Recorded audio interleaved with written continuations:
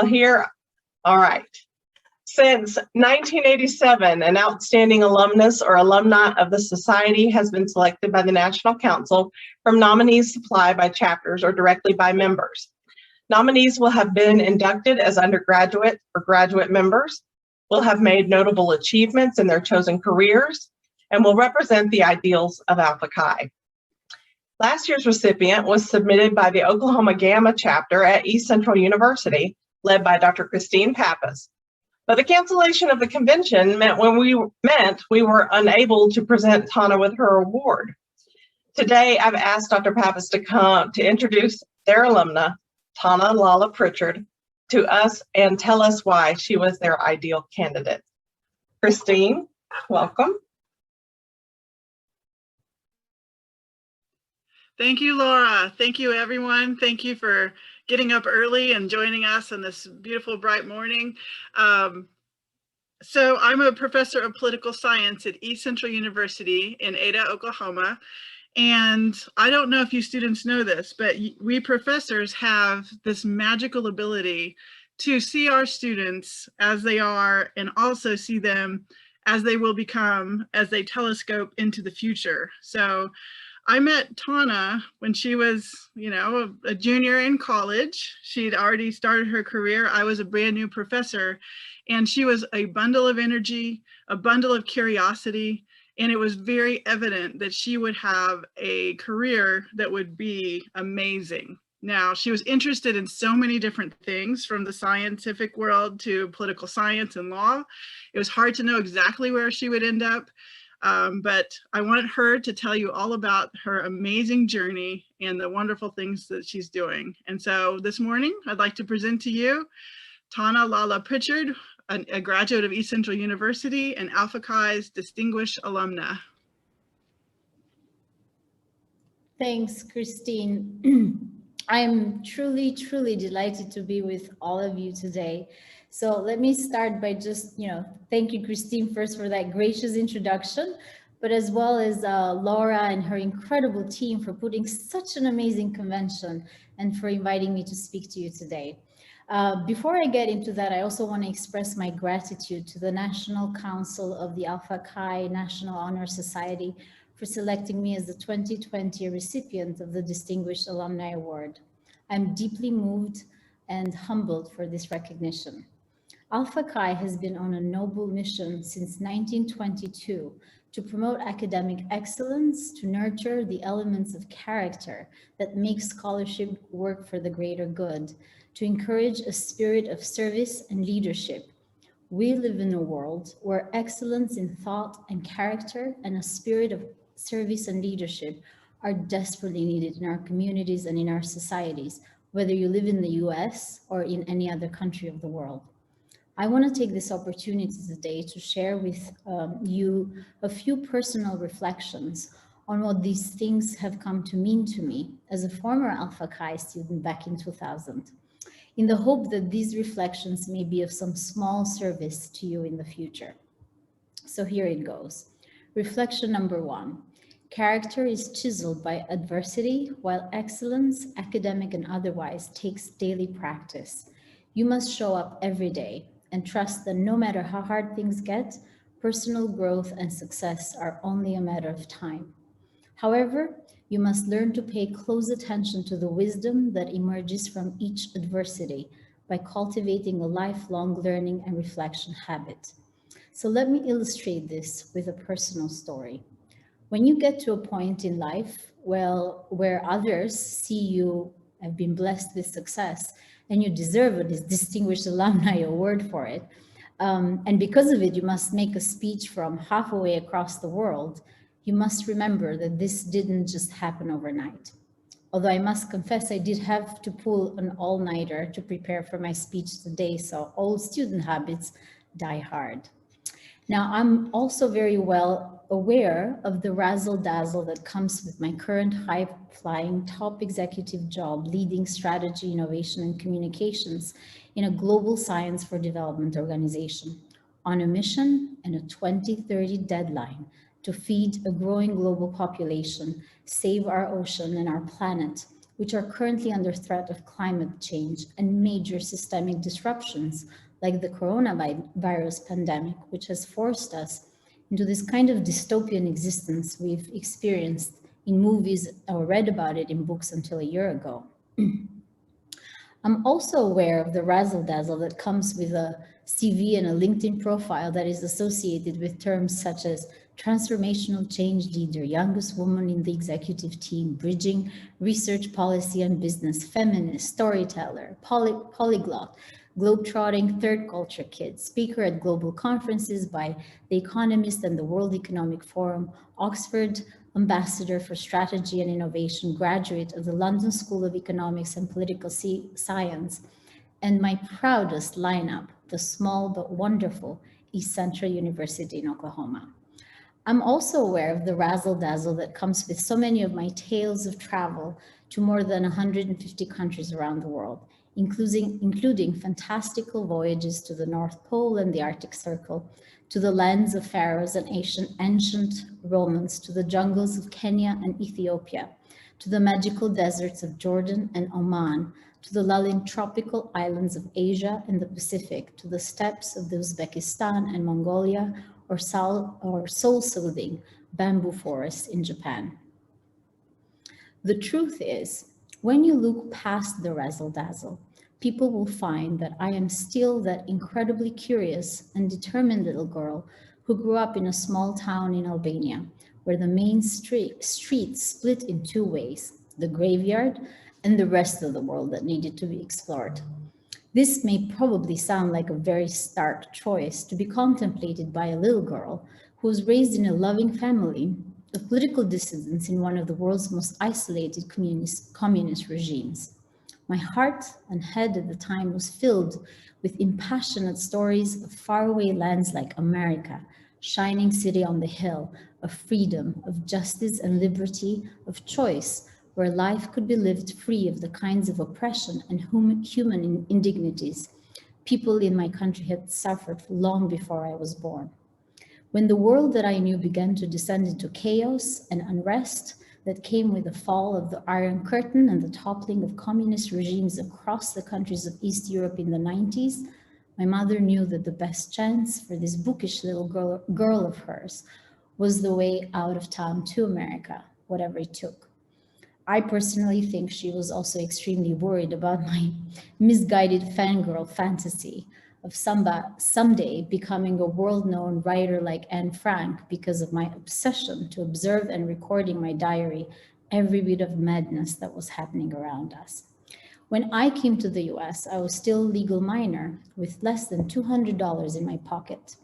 All my family's life savings had gone into purchasing my plane ticket and securing a place in an international exchange program for high school students. It was a make it or break it kind of thing, as the option of returning home was not even something to fathom in the near or distant future. That can be a very scary thing for a 16, 17-year-old. On top of that, I felt incredibly unprepared for the initial culture shock and the unbearable sense of longing for home, my family, my language, and my friends. At one point, it felt like 100 years of solitude, to borrow from a famous book by Marquez. Eventually, I realized I had two choices. I could continue to feel miserable about myself and my predicament all day, and it would not solve a thing. Or I could focus all my attention and energy on the things that I was good at and the things I could control. So in a way, pouring myself into my studies was my salvation and the thing that always got me noticed. I understood then that the pursuit of academic excellence was my only way to succeed and take charge of my life, the thing from which you can only grow, both personally and professionally, if you work really hard at it. Books and the library has always became my refuge, and the irony is that the only time I was fired in my life from a job was from my student job at the university library. And would you believe it, for becoming engrossed in reading and frequently forgetting to serve library customers. Anyway, during one of those intense library reading sessions, I recall a revelatory passage from a book by Pulitzer-winning writer Annie Dillard, who says, "How we spend our days is, of course, how we spend our lives. What we do with this hour and that one is what we are doing. A scheduled defense from chaos and whim. It is a mock-up of reason and order, willed and brought into being. It is a peace and a haven set into the wreck of time. It is a lifeboat on which you will find yourself decades later still living. Each day is the same, so you remember the series afterwards as a blurred and powerful pattern." Having turned 40 last month, I think I am finally at the lifeboat stage. And those early memories and series of adversities set the powerful patterns for the constant and deliberate practice of learning and excellence I had to master in order to make it into the world. Which brings me to my second reflection.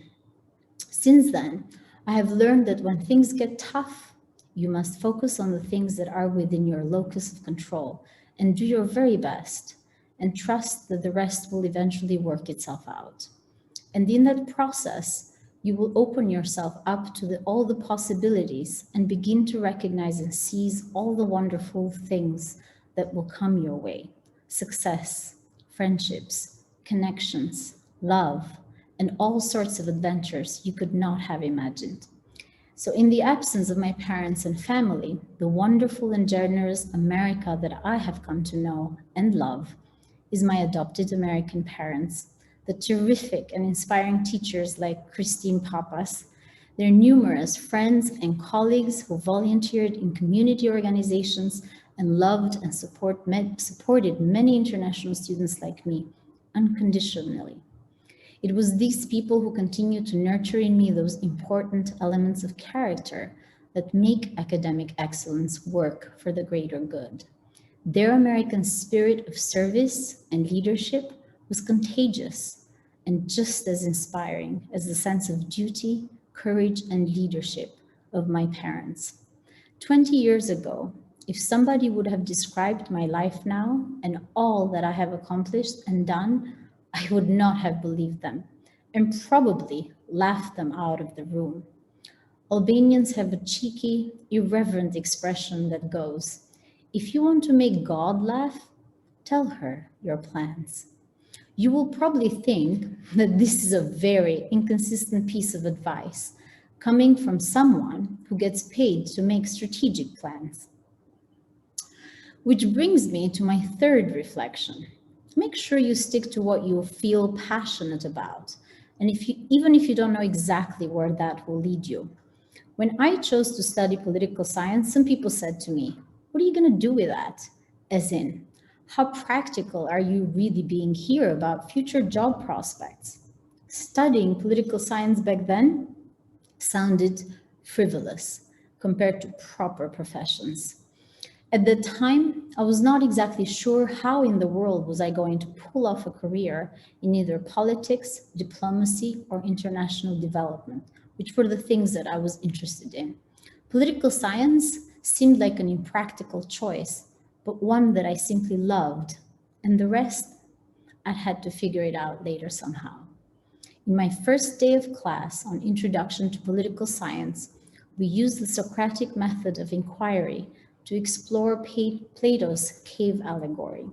It is essentially an exercise that teaches you that the real world is much bigger than the immediate world of your own cave, and that in order to find true meaning and purpose of existence and come to terms with who you truly are, you must learn to challenge your own beliefs and assumptions through the constant pursuit of knowledge and experiences that stretch you. Therefore, when I finished university and left the US, my life became a deliberate exercise in the pursuit of new experiences, countries, peoples, cultures, foods, philosophies, and ways of life. Today, I'm actually connecting with you from Penang, Malaysia, where I'm currently based, a World Heritage town nicknamed the Pearl of the Orient, food capital of Asia, thanks to that late famous traveling chef, Anthony Bourdain. So you can probably guess what my fourth reflection is. Get out and travel if you can, and as much as you can. You would be surprised about how much you will learn about others, but more importantly, how much you will learn about yourself. I initially traveled to lose myself, and other times to find myself. I traveled because I wanted to continue to open my heart and eyes and mind to the daily experience of others, many much, much less fortunate than most people I know. After finishing my graduate studies in international relations in London, I decided to put my PhD plans on hold and applied for jobs that would enable me to travel again because I was hungry to learn more about the actual world than the one books, movies, and newspapers could accommodate. Traveling forces you to trust strangers, to leave behind the familiar comforts of home, family, and friends. It teaches you that the value of things is not the time they last, but the intensity with which they occur, that there are unique and unforgettable people, places, moments, and experience that are worth having more than money in the bank, a new car, or a new house. Traveling contradicts many of the things that you think you know about others and yourself. It throws you constantly off balance, and it teaches that nothing in the world is truly yours, except essential things like air, sleep, dream, sea, the sky, all things tending towards that which is eternal, or what we imagine of it. In other words, traveling has been my other salvation for avoiding what Socrates describes as the unexamined life, a life which is deprived of the meaning and purpose of existence, and which can only be accomplished by asking ourselves and learning from others about virtue, justice, love, truth, beauty, suffering, and so on. The more I traveled, the more I felt a growing sense of obligation to learn more, to lead a meaningful life, and to seek a vocation of purpose where my talents, my ideas, and abilities would somehow make the world a better place. International development was the thing that ended up working for me, because I eventually realized that this was the best way for me to leverage my academic excellence and scholarship for the greater good. In 2015, I was working in the Middle East and North Africa on research and policy issues affecting some of the world's poorest dryland communities affected by climate change. I was given the opportunity of a lifetime to urge global leaders to address the issue of land degradation during the 70th summit of the UN General Assembly. This was the same day Michelle Obama championed in an event next door the issue of girls' education, and Pope Francis delivered a wide-ranging address pressing for global action to protect the environment and end the suffering of the vast ranks of the excluded. To say I experienced the imposter syndrome, which many women leaders so often describes, it is a major statement. It was a watershed moment for my career and the culmination of a tireless, multidisciplinary teamwork across 35 partner organizations in 22 countries to facilitate greater science policy collaboration under the framework of the UN Convention to Combat Desertification and the UN Framework Convention on Climate Change. Critical scientific evidence from the work of my team convinced the UN General Assembly to adopt a specific goal and national targets on land degradation neutrality, which are now rolled across the world. Ironically, the most fun and formative academic experience I remember was the mock UN and mock election campaign classes with Christine, or Dr. Pappas, as I called her back then, prepping arguments, debating issues, negotiating resolutions, and reflecting on challenges and solutions. It was then when I first realized that all that investment in political science, the field that I loved, had been neither impractical, frivolous, nor in vain. Which brings me to my fifth reflection. Academic excellence, when coupled with service and leadership, is less about that top job you need to get. It is more about nurturing critical skills for new ways of seeing things that allow you to stand out for your excellence and for your values, and also help you connect the dots between people and opportunities that align with your values. Fortune does definitely favor those who are prepared, and this is especially true when you don't have an exact plan.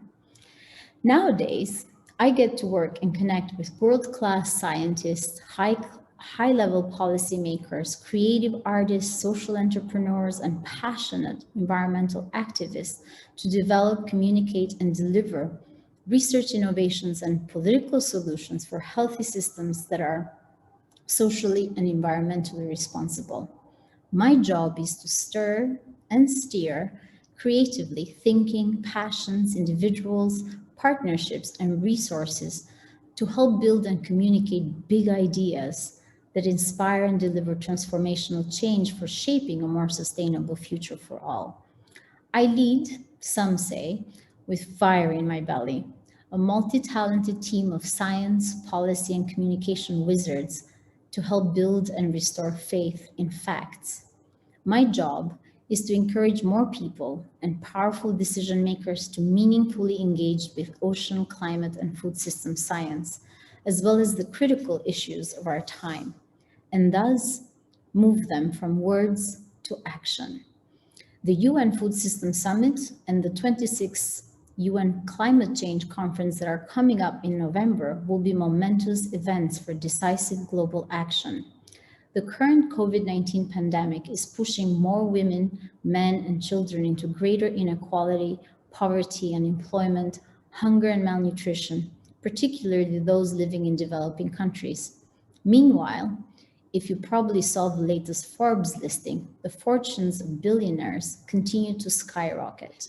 For me, the responsibility of service and leadership through my current work feels stronger than ever, as my team and I work to put together the scientific evidence, compelling arguments, and policy recommendations for how to build forward better, a more just, inclusive, and sustainable world. On personal level, the idea of building forward better manifests itself in my conviction to create opportunities for those around me, particularly young women who are driven to academic and professional excellence. That brings me to my sixth and final reflection, inspired actually from one of my mentors who used to tell me, when you work in international development, the biggest impact you can make is to mentor and support young aspiring leaders in your team or in your personal village of influence, for they will be the ones to take the mantle afterwards. Often in my career to date, I have been the youngest leader in the room. Often in my career to date as a leader, I have been the only woman in the room. And more often, the only woman from a developing country in the room. So often that this fact makes me simply annoyed that despite progress, there is still so much more we can do to make more women from diverse backgrounds sit at the decision-making table. According to a UNESCO study, only 28% of academic researchers around the world are women. Women in science, technology, engineering, and mathematics are also poorly represented in leadership positions. They publish less and often receive less pay. This reveals a whole range of deeply entrenched systemic biases and challenges we must all work together to overcome. Personally, I have managed to successfully navigate some of these challenges through sheer determination and hard work, and an incredibly supportive circle of friends, family, colleagues, and mentors, some of them are joining here today, who have been the constant cheerleaders in my life. But to achieve gender equality in society, we must also achieve gender equality in science and in the workplace. And we need men alongside their female colleagues to step up and play a more proactive role in driving this important change. One of the most rewarding aspects of my career to date has been the opportunity to guide, mentor, and support other young people in their early careers in science, advocacy, and international development, who are driven to academic and professional excellence. To them, I say, don't give up, persevere, and don't take no for an answer, or find someone who will say yes. Learning can come from anywhere and anyone. Keep an open mind to people and ideas outside your immediate area of discipline, for therein lie the possibilities for all sorts of innovations. Figuring out who you are and what you want to do takes time and some experimentation and a deliberate practice of self-reflection. You must muster the courage to ignore the noise and other people's formulas for how to live your life or their measures of success. And finally, I want to conclude with some advice on embracing uncertainty and doubt as a stabilizing force, which can be found in Rilke's Letters to a Young Poet. Be patient toward all that is unsolved in your heart and try to love the questions themselves, like locked rooms and like locked books that are now written in a very foreign tongue. Do not now seek the answers which cannot be given to you, because you would not be able to live them. And the point is to live everything. Leave the questions. Perhaps you will then gradually, without noticing it, live along some distant day into the answer. Thank you.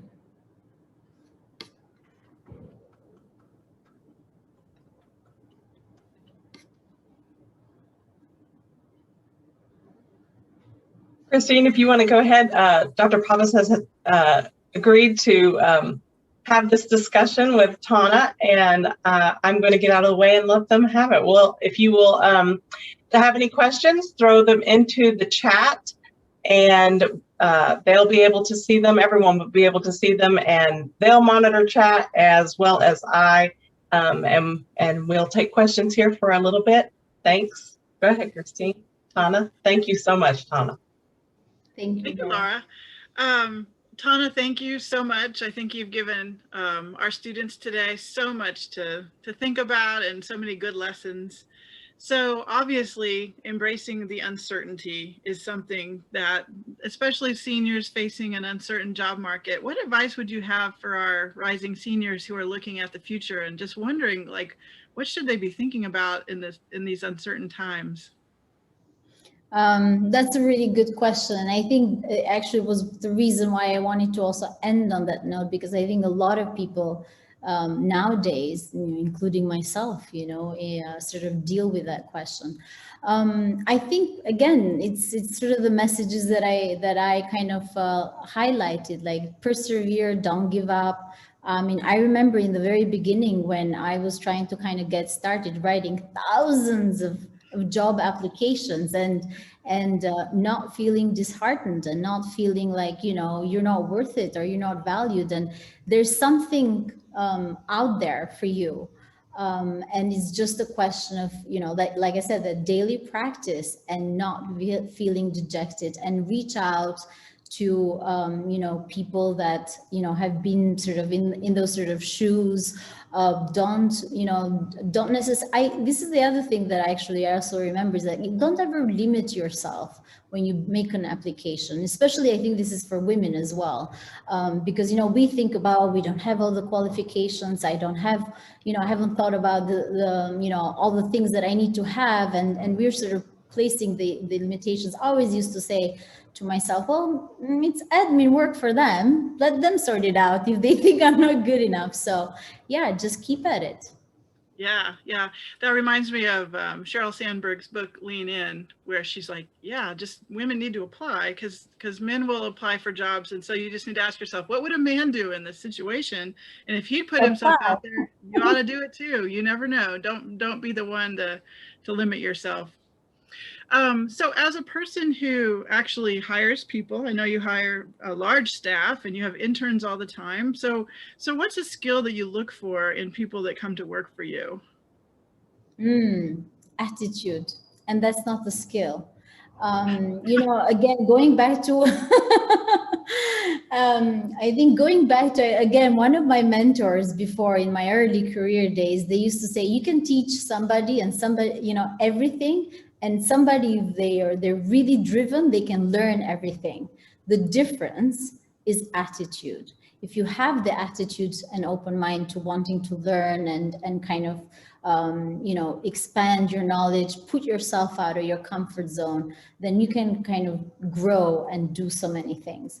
But I think if you, if somebody sort of comes in with kind of certain expectations about, what it is that they want to do or whatever, like it's a bit of a thing that you have to meet in the middle. But ultimately, sort of the key for me is to sort of look at people who have the right sort of attitude and approach to learning and innovation, particularly as the team that I lead is very much open to learning and innovation and being comfortable with failure and kind of getting up and trying things again and sort of being really comfortable with that process. Yeah, absolutely. If anyone has a question for Tana, if you want to put it in the chat, we can ask that question. I'll follow up on something you said a moment ago, the idea of innovation. So obviously, as you're trying to meet your goal, your sustainable development goals by 2030, like I was noticing, like that's within 10 years now. It seemed like so long ago, but now it's like right around the corner. You have to be remarkably innovative to do something in the world that's never been done before. So how do you foster innovation in a team? Obviously, people come in with their assumptions and their training, but they have to think about new things. They have to create in this new context. Right. So there's, I guess, 2 points that I want to make with regards to this question. I think in a larger sort of point is that with regards to the sustainable development agenda that, and the goals that need to be accomplished by 2030, I mean, this is one of the things that we discuss a lot with, the scientists that I work with, that most of the solutions are already invented and they're already there.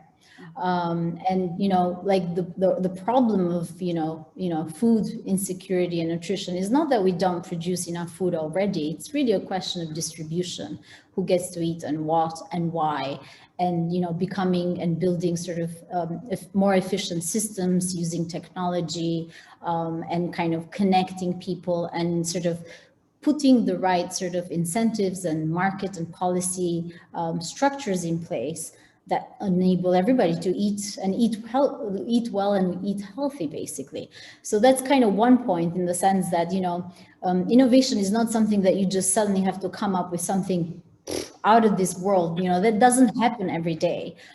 There's all sorts of different types of innovations. There are different types in the way that you, like you said, you run a team, you build a business model for your organization or your department. There are process improvements that are innovations. There are innovations around technology, but also social technology. So like, I work, for example, with some pretty brilliant scientists on gender transformative approaches, and all of their work is around, social technologies and in the sense that, how people actually approach certain problems and approach also solutions. So yeah, like I would say that again, having really an open mind and having that ease of being comfortable with the unknown, having that curiosity and sort of desire to just want to find out and read beyond your comfort zone. I mean, I remember like one time I forced myself having to read a book. I think it was by Pearl Buck, and it was just so depressing. And because it was all about the Chinese cultural, before the revolution, when this was before they solved all the famine, and it was just so depressing. And I sort of said to myself, I'm just gonna have to read this, because who knows? And this is the thing, like you never know, like sometimes when a piece of information or something that you learn in a field or in an area that you're absolutely uncomfortable with will come in handy. And then it turns out when I was working on this project that I mentioned about the value of land, and we were working with some teams in China, and we were looking at a potential donor to sort of support the research on this, and we ended up talking about this book. And then he was like, oh my God, like I've never met an Albanian or anybody who actually knows about this book and can talk about this now. And we bonded over that. And then, he supported our project. So. You never know. You never know. You never know, exactly. So you have to remember everything because you never know when it's going to be pivotal to your current work. We have a question from an international student who's in the United States, and this person says they can't go home, can't see family, starting to feel sort of out of touch with home and culture. Do you have any advice for maintaining that strong hold on your roots while being completely culturally flooded in a different place? All right. Now I gotta be careful how I say this because there are some friends and family in the room. I'm joking, of course. No, I mean, I think it's important. It's very important, obviously, to hold on to your identity. You know, I've actually spent more years of my life living abroad and working abroad than actually in Albania. So my formative years, everything. But then there's something obviously about the place that you come from and the language that you speak, and those early kind of experiences that really shape you. That, you know, no matter where in the world I'll go, I'll always say that, you know, I'm Albanian. And, you know, I kept the connection usually through reading, through books. I mean, when I was a student, it was much more difficult because, you know, there was no Skype, or I remember actually having an email account and having nobody at home to write an email to. So today, obviously it's easier, I think, to kind of maintain that connection with home and, you know, culturally also explore books and sort of movies and sort of things like that, but also reach out to, you know, people in the community. It doesn't have to be immediately from the particular culture that you are. I felt like when I was an international student, one of the more fun sort of experiences, but also like soothing experiences, to reach out to other international students, because, you know, you sort of share, you know, more or less the same kind of sense of longing. And with my late American mother, we actually even started a cooking club, because, you know, sometimes we would get together and we would be with my international friends and my American friends, and then the international students would start sort of reminiscing about home and say, oh, I wish I could eat this, or I miss that. My late American mother said, you know what, I'm really tired of listening to you guys describing these wonderful dishes. We're gonna go and we set up a rule where, like, every month, you know, we would host a dinner, and that's, I think that's such a common experience, that you know, food connects us. And so no matter where you are in the world, you do. And this is also how I learned to cook too. I remember those days, and that was a lesson for me as an American person that hadn't really connected with that many international students. And I met this woman that Tana's talking about, and the fierceness that she had for the international students, that they were her children. Like, this is my, you know, Nepali son, and this is my Albanian daughter. Like, she was just like in a fight to the death for these students. And it really showed me that there was a role for the rest of us to play for advocacy for these students, that they needed people on the ground in the United States that could really, you know, support them when needed, and just be a shoulder. So yeah, that was a fantastic lesson to learn. We need to start wrapping up. Lara, do we have time for one quick tiny question more? Sure, let's go for one tiny quick question. This is a tiny quick question. We have a question about how you manage to seem so cool, calm, and collected. Everyone else is stressing out and they're having like nervous breakdowns over everything they're supposed to do. But here you are, you're so accomplished, and you're not showing any stress whatsoever. So do you feel stress at all? A lot, all the time. I said at the beginning of my speech, I had to pull off an all-nighter to write this, and to think, actually, the exercise itself was really nice. And I thought it actually was a good break from work, you know, where, you know, I spent some time, you know, having to actually reflect back and think. But of course, I mean, it takes a lot of practice. Like I said, it's like going to the gym, you know, the more you do it, the better you become at it. But I think One thing that I also say to my team, that, life-work balance is absolutely incredibly important, and you need to take time to, do other things. The thing is that when you do something that you love, it doesn't really feel like work. But even so, you still need to, go out and, get on your bike or roll out your yoga mat or whatever it is that kind of is your flow, basically. And, Yes. and nurture that and make the space. And that, particularly, I think now where, we feel like, or I feel like, my life is this like virtual list of conferences, and this is like almost midnight on my side. So we're not helping you contribute to your work-life balance, but we appreciate this is the fun part. Yes, This yes. is non-work. Yes, yes. Well, I know you. I've known you for 20 years now, and I know that your favorite way to relax is to travel and to experience new places and go to the spa. And I know that a lot of these things you love to do are not on the table right now with COVID. You haven't been able to leave Malaysia in a year and see your family. So it's just even more important to find other ways to relax and to put work aside, because we all know we can't be effective workers if we're burned out.